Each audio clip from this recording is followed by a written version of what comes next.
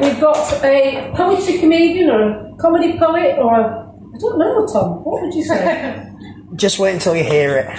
You'll make your own mind up afterwards. Hear it, comedian. So, everybody, Tom Priestley. Cheers, I ended up having to spend 3 hours on the coastline to get here listening to some fucking horrible couple go on about the football and then go on about the fucking Royals afterwards, so it was very entertaining. Yeah, I'm a Leeds-based poet. I've been doing it for about 10 years now, and when I say Leeds-based poet, what that essentially means is me going around to every open mic listening to some overprivileged wanker moan on about how good their lives are. So none of these have worked a fucking shift in their lives, but this is for them. I normally start off with this one. This is called poetry. Poetry, no thanks, it's not for me. It's a lot of wank about birds and bees. It's about country estates and observing flowers. I've got TV box sets and fake news to help while away the hours. I gave up on Shakespeare when forced to learn about him in school. When Miss What's-Her-Face had me get up and read him in the classroom. I can't stand... I'm not one for sonnets, they just don't relate. They can't connect to my confounded state. I can't stand poetry, especially if it doesn't rhyme. Dr. Seuss would turn in his grave if he knew I took the time to listen to some hippie dropout or tightly wound bint rave on about veganism or the fact that they're skin. Poetry, no thanks, it's a load of shite. Written by those who are afraid of life, as they moan about overfed house cats or their husbands or their wives. The formation of words into a cohesive structure is for mindless academics wowed by a tedious lecture. Poetry, you can shove that bollocks at your tightly wound ass and choke on those nuances that make you feel smart. Your highbrow wordplay does not wash with me. I was never one for bedtime stories, so why the fuck should I give a fuck about poetry? Cheers.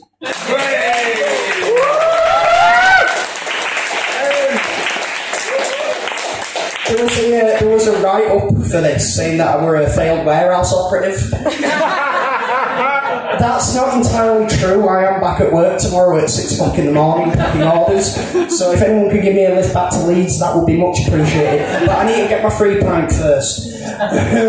Anyway, I unfortunately called in sick one day. Has anyone sat a back to work interview? Anyone? Yeah. They're awful, aren't they? You're there for an hour trying to explain stuff to them and it just does not sink in. So this is what I told them when I had a back to work interview. This is called The Day I Took Off Work. If I can remember the opening line. Give us a second. Oh, there it is. I was out hunting wolverines. I travelled in a yellow submarine. I was in Narnia attending a party. Ferris Bueller's got fuck all on me the day I took off work. I won the lottery several times in a row. I bought a motorboat and a stately home, invested in Marmite and Toblerone for some strange reason. Then I placed a bet and lost it all the day I took off work. I saved the world from an alien invasion, and then I discovered the key to matching socks. I managed to clear all of my trepidations, and then I found Madeline McCann and a Jack in the Box the day I took off work.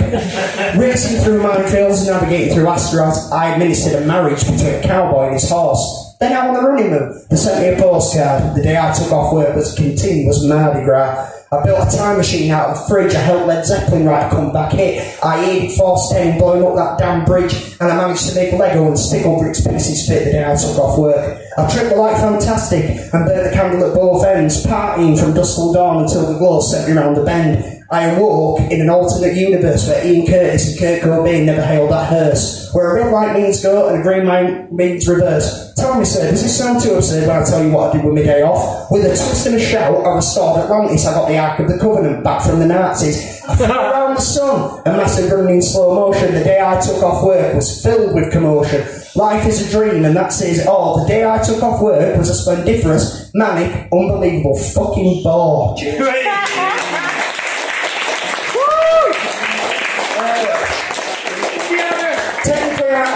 Well, not by trade, because I don't make a living off of it, but I am a musician and I play in a band. Shameless plug, Bass Knobs. We'll be playing around here soon. Poor bastards. But what pisses me off more than anything is seeing kids wearing t-shirts of bands that they've clearly never listened to. I don't care how old they are, I'm going to slap them in public next time I see them. Then I'll go for their dads or their mum. Mum's probably tougher, actually. But this one's called Merchandise. Rolling Stones tour, dated 1978, one with an ambivalence that makes one want to gip. I doubt you were there, you've barely got any pubic hair. You wear the colours that signify another who've taken the time to listen to the chimes of the restless hearts that struggle to start. They lost themselves on sex, drugs and sausage rolls, Trend shouldn't be an ambition, you posing arsehole. Flying the flag distracted by the only hit of a band that you secretly think is shit. As you wait to be recognised by those that realise true music is a way of life and not a market strategised for liable stillborns that live on one fucking song that Capital FM plays over and over. I hate to be blunt, but you're a fucking cunt with your hipster agenda that holds no closure. I don't think you're cool and I don't think you're hip. You're about as interesting as a urinary drip. Take the time and listen to the band that you advertise with your immature idealistic stance. If not, get back in the shopping centre, keep your pulse on the fashion line, get back with the rest of the sheep and perish with the merchandise. Cheers. I do a lot of this, well, with me being Leeds business and Bradford, I do a lot of open mics all around Yorkshire. And somebody called me one night when I think I was leaving it rather the Chemic Tavern or it was one of them open mics, and they said, oh, you need to write a poem about crisps. So I did. This is called Space Raiders. Partly swill burning a hole in my stomach from too many pints and laxative cigarettes. I need bulk to level my insides as I sigh upon realising that they've run out of pork pies. What crisps have you got? I drunkenly inquire as my guts groan like a death metal choir. There's deep fried Cajun squirrel, flame grilled possum with ginger spice. I'd be happy with ready salted rather than Dorset cream infusions of rice. What happened to salt and vinegar? These new concoctions black me head. Is it too much to ask for a bag of Space Raiders instead? Culinary fusions for £3 a bag when all I want is a little snack. Nothing fancy, nothing debonair, 20% crisp, 80% air. Peking duck with hoisin sauce is too much for me. I want something simple, but I'm accused of being too fussy. Sautéed donkey with deli sensations make me feel sick. As I consider popping to the office for some frazzles or chipsticks, these newfangled delicacies can't advertise my needs. I'm a simple man with simple taste. Just give me a bag of Space Raiders, please. Cheers. Yeah. Right, I learned you've got a choice. You can either have a wanking poem, or in fact, I'll do both. Yeah. Right, this is one that has got to keep me out of so many poetry open mics. I love it. It's called You're Never Alone with a Hand. When you're in the mood, but she's not broody, don't get upset, have a 5-finger party. When you're overcome with passion and she's on the rack, and not moved by your proposition that you'll go around the back, just cradle your balls and work the shaft, because you're never alone with a hand. When you're on a dry spell, and you have been for months, and the horizontal disco won't ease those headaches of hers, lower your blood pressure twice a day, keep your hand in a bag of rice. Get your kicks your own way to ease those lonely nights. Go on a crusade of self-harm, because you're never alone with a hand. Become a renowned lover of your own practice. Face off the one-armed man with a wrist of elastic. Don't sit there broken-hearted when she spurns your advances. Just check the door before you molest yourself to avoid any embarrassment. Become inseparable with your palm because you're never alone with a hand. Anyone could be yours, any dog would fetch. But when you're on your top, grabbing the devil by the horns works out best. Nobody knows better and nobody touches you like yourself. Train that iron grip of yours for the betterment of your health. Spend some time with your favourite gland because you're never alone with a hand.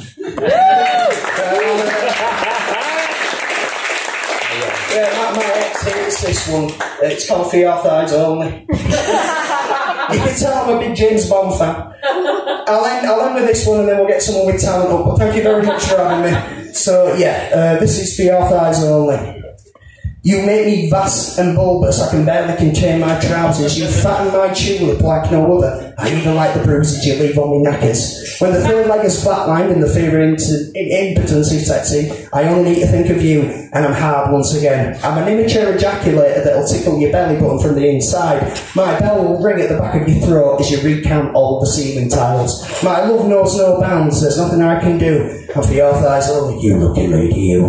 The smell of fish on my bedsheets is a welcome reminder of that glorious night you made the bedroom windows shatter. I was born to pump you and lead you into disability, because when I'm through with you, you won't be able to walk properly. You make my trouser snake rattle because of you, my pubes stand on end. When people ask why I slouch, I tell them you are the reason. You put goosebumps on me, man, once you've really got a whole lot of dowsing rod. And for your thighs only, now get your kit off. Thank you very much for having me.